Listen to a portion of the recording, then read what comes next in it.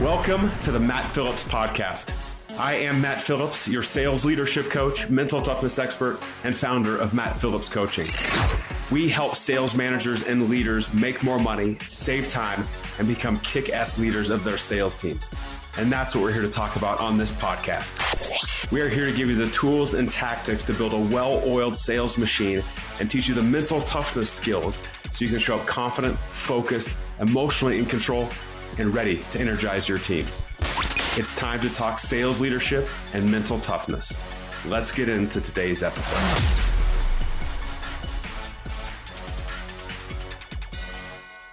Welcome to today's episode. It is Matt Phillips. Excited to be with you as we're here to talk about storytelling. When was the last time that, you sat with one of your parents or something like that and just had them read you a good story? Good book, right? You remember growing up that you'd be sitting there maybe with your parents or grandparents or uncle or aunt or whoever, and they pull out that book and you just be lost in whatever story was being shared with you. I mean, we still have a couple of those. Our kids are, now at the point they're getting pretty old, I think 17, 15, and 11.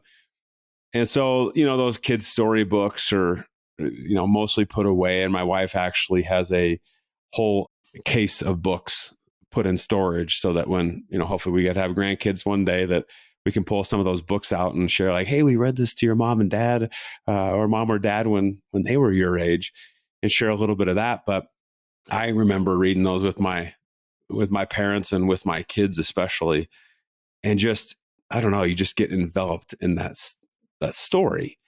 And this concept of storytelling, when you look at it from a sales perspective, it's pretty big, right? We've heard about it. I guarantee you've heard about it, right? Of, how do we connect with our clients and prospects based on the stories that we tell?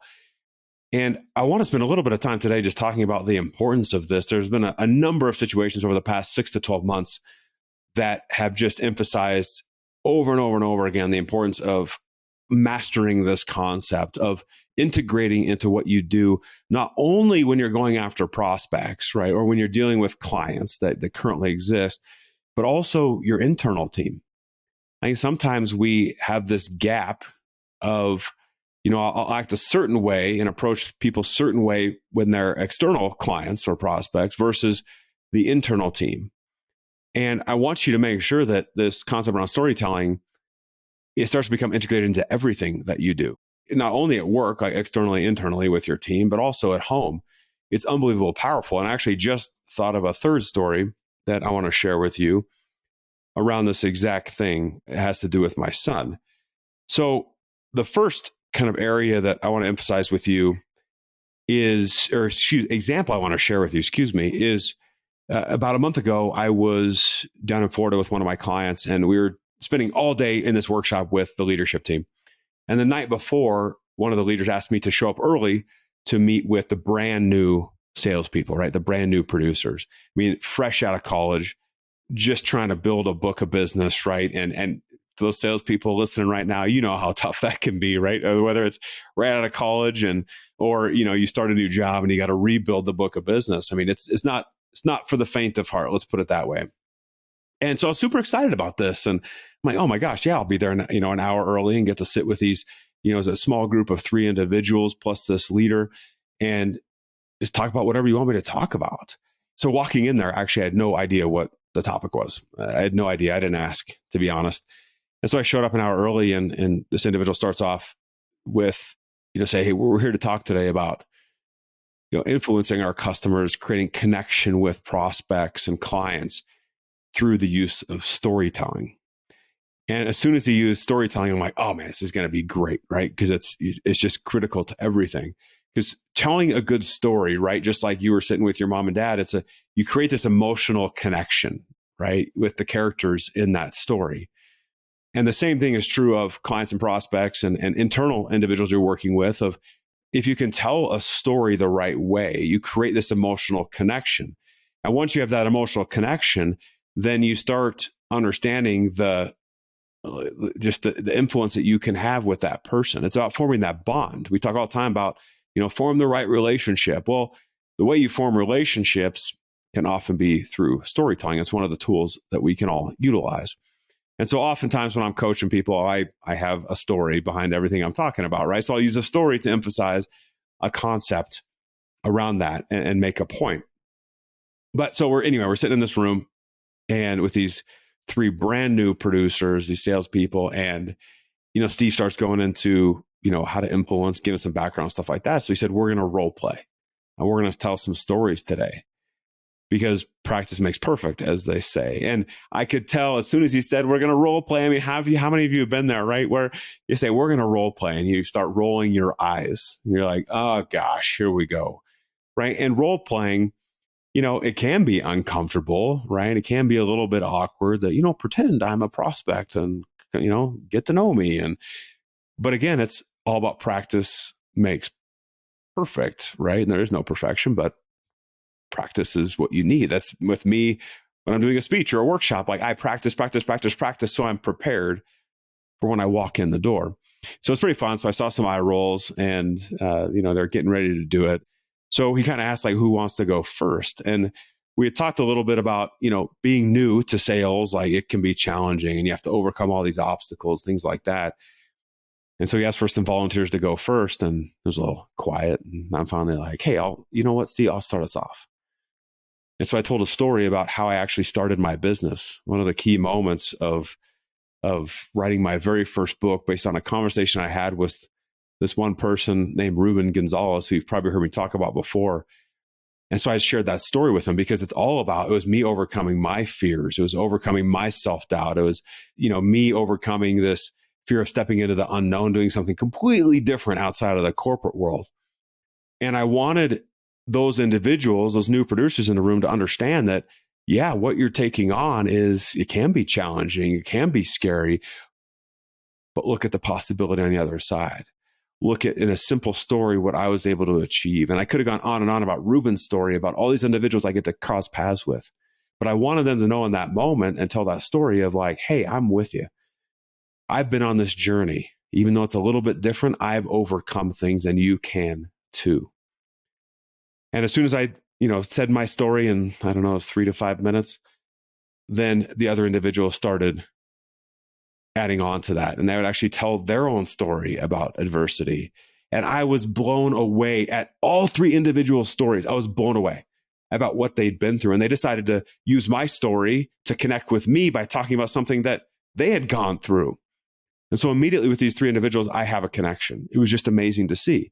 But they got out of their comfort zone. They decided to tell a story. They decided to just be very authentic and vulnerable and just make that connection based on what I said. And then it was really cool because Steve at the end then told a story from a different angle about how he shifted it from more of a personal perspective to a business perspective and how he had approached this one client in order to get an introduction to another client. And it was a phenomenal way that he had just weaved it in. And even when Steve was telling the story, I was connecting with my past and similar situations that I had about asking for introductions. So immediately when we talk about storytelling, it's that emotional connection that we create with people. So that was one situation that just again emphasized the importance of being able to tell a story, not tell a perfect story, but tell a story to create an emotional connection. And I guarantee that you've got these stories sitting there that you're just not thinking about right now. The other situation that came up was back with another client. This has been reoccurring over the last probably year and a half. And this company, again, sales organization, and fighting through adversity and doing cool things and, revamping a bunch of things. And I was having lots of conversations with different individuals about like, well, we just need a win here, right? We just need to get a win. And then we need to tell people about the win. I'm like, yeah, no, I get it. Like it's storytelling from a different lens, right? We're telling the story of a success in this environment, right? Based on this sales process and working together, all these sorts of things. And I kept hearing the same comment over and over and over again. And finally, I'm like, wait a minute. Like, I raised my hand. I'm like, don't we have wins? No, yeah, we got a bunch of wins. Michael, wait a minute. You're telling people that we need wins so we can tell the story about it and how it happened. Yet we're sitting on wins. We have them. and we're not telling anybody about it. Like, we're not putting the story together. We're not crafting the message to then go back out and communicate that and find the right person to deliver that message, preferably the one who actually got the win, right? And the team that did it together. So it's a huge theme that I'm seeing over and over and over again of like, we're waiting for the story to unfold when we're sitting on the story right there, sitting right in front of us. It's no different than those brand new salespeople thinking like, oh my God, how do I even come up with a story? Well, they're sitting on the story. It's right there in front of them. The same thing's true in our sales teams. Like, you have the wins, now showcase the wins. Tell how you got from here to here. Doesn't have to be this crazy, well put together, in a book, edited and published story. It's like, no, let's just get together and start telling what's going on and how we did it to create the connection with the other individuals. Because when you start sharing those wins and the story behind it of how it made happen, it's not enough. Let me take a step back. It's not enough to share the win. We closed this deal. We put this new sales process in place. It's not good enough to say that. It's telling the story of how it happened, because there's the ups and the downs. There's the good and the bad. There's the good versus the evil, right? There's the yin and the yang. There's all these kind of ups and downs that happen during it, and then you accomplish it at the end. People don't connect with the accomplishment. They connect with the path to get to that accomplishment. So this company was doing that same thing. So now I'm pushing very heavily with this company, but hey, wait a minute, you've got the wins, let's tell the story. You got the wins, let's tell the story. What was the path? What went well? What didn't? What adversity did you face in the end, right? Every story that we watch, every movie that we watch, it's like it starts out, kind of nice and things are going well. And then, like, here's the bad guy. And there's adversity in the middle. And then typically a lot of stories like it, they overcome the adversity. And that's why we love watching superhero stories, right? In the Marvel comics, because they overcome these things. Same thing's true. Right? I don't know what you're selling or what your role is at your organization, right? But it's communicating with our team that we've got to make that emotional connection and share the path. People want to hear the path. The third example that I just thought of as I was talking just now relates to my son. And my wife made a comment to me of how I was sharing a story with my son. And she goes, that story was amazing. Because I think sometimes as parents, I don't think I'm the only one that makes this mistake, but maybe I am. Tell me if I'm crazy or not.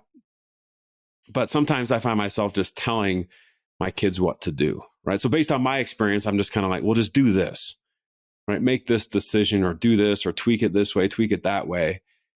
And I don't know what it was that day, but I decided to share a story with my son. And it had to do with, he was going to lacrosse practice in high school. And, I'm a big believer, like if you're 10 minutes early, you're 5 minutes late, right? Which means like get there 15 minutes early. I love being early. It drives me nuts when my kids are late, but let's be early. And so I was asking my son, well, hey, when you get to the field, because we do drop you off early because we control you driving right now, what do you do with that time? And he's like, oh, I just said, well, I'll just share this with you. It was interesting. I said, I was back meeting with my college coach. And I when we go back to Omaha, I see my college coach usually every time, and he'll stop in and say hi and talk for, 30 minutes or an hour. And his name's Ed Service, the head coach at Creighton University. And so Coach Service, I remember I went in there one time and I said, yeah, I was sharing with my son. I went in there one time and he actually had a practice schedule. It was just 2 players and him, just kind of like a 2-on-1 in a practice. But I was there and he's like, well, I got to go out there in a few minutes, but no big deal. I'll be late to the field. And the way the Creighton set up the fields, like where the coaches' offices are, they overlook the field, right? So these huge glass windows that you can see everything. And he says, no, I'll be late. And I said, Coach, I don't want to make you late. And he goes, no, this is a test. He said, one of the things I look for in players is, if I'm late or if I don't show up, I want to see what they do when they get to the field. Right? I just want to see how they react, because it tells a lot about your character. It tells a lot about kind of your work ethic. And he said, if I see, a player or these 2 players just kind of sitting there waiting for me and doing nothing, it's just information for me to understand who they are and how they operate. And he said, I get most excited when I walk out there and I'm a couple minutes late. And he's like, Matt, I can't be like 15 minutes late, but he's like, 2 minutes late. And if they're out there throwing, swinging the bat, like they're active and they're doing something, you can tell they want to be there. They're ready to put in the work. And it's going to be like an amazing 2-on-1 session, right? And so I said, it was interesting for me to hear that from Coach Service because I didn't know that about him prior to me going back a couple years ago. And I just kind of let it go. And I'm like, yeah, I thought it was interesting to share with you. And so I let it drop and moved on. And that's what my wife said to me. She goes, I think that story, you can tell Braden's our son's name, but she said you could tell Braden was really taking that in and thinking about it. And that's the power, right? I could have said, Braden, when you get to practice, you 15 minutes early, you be there and you need to start working, right? Because coaches are watching. And instead, I told a story which got to the same end result, but got him thinking, and he's going to remember that, even though he's met Coach Service once in his life. That's the power of telling a story. And so for those of you who, are sitting here in sales and have sales teams, how can you work on that more and more and more? And I think oftentimes one thing I fall into is sometimes I like to talk about the features of what I do, right? Of let me tell you about what's in the online program, or let me tell you what's in this sales manager program, or what I'm gonna cover in our one-on-one coaching. When that's nice and that's important, but what's more important is it's sharing a story of like past results that we've got clients, right? How we've helped people go from A to B, right? And B's been substantial for them personally and professionally. And sharing that story, making that connection, painting that picture for them, that's ultimately what helps influence people. Like not manipulate, but influence people, create that connection. And then if it's right for them, it's right for them. And they can make that decision to become part of one of those programs or do coaching, whatever they want to. And so often that we see, again, we're sitting on stories that need to be told. And we need to actually carve out the time to start telling them. We need to get sometimes a little bit uncomfortable. And when we feel like we have to tell the story, it's like, yeah, tell the story, do the role playing, practice how you want to say it, and get feedback from others on how to do it. And how just simply by reframing a little bit, instead of like telling people what to do, share a story with someone about a similar situation where you learn something, you can achieve the same result. That's what I wanted to talk to you about today on today's episode of the Matt Phillips podcast, and get you really thinking about the power of stories. So with that said, please take some time to obviously share this with someone that needs to hear this. Subscribe to our podcast, please, as well. And leave us any comments about what you think about the power of storytelling in the comments below where we post this. And we're here for you to help you achieve those goals, to help you become that leader that you can be as well. But thank you so much for taking your time today on the podcast, and we'll see you on the next episode.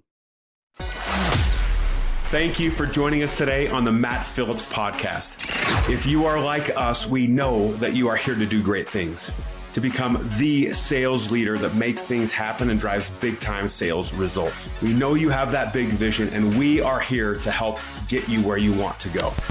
We're here to help you develop that unstoppable, rock solid leadership skill set and help you train to master the one true differentiator, mental toughness. We would love to be part of your journey. So if you are ready, head over to mattphillipscoaching.com and check out the ways that we can help. As always, please share this episode and make sure you subscribe by clicking the button below. Thank you again. And now, go crush the day.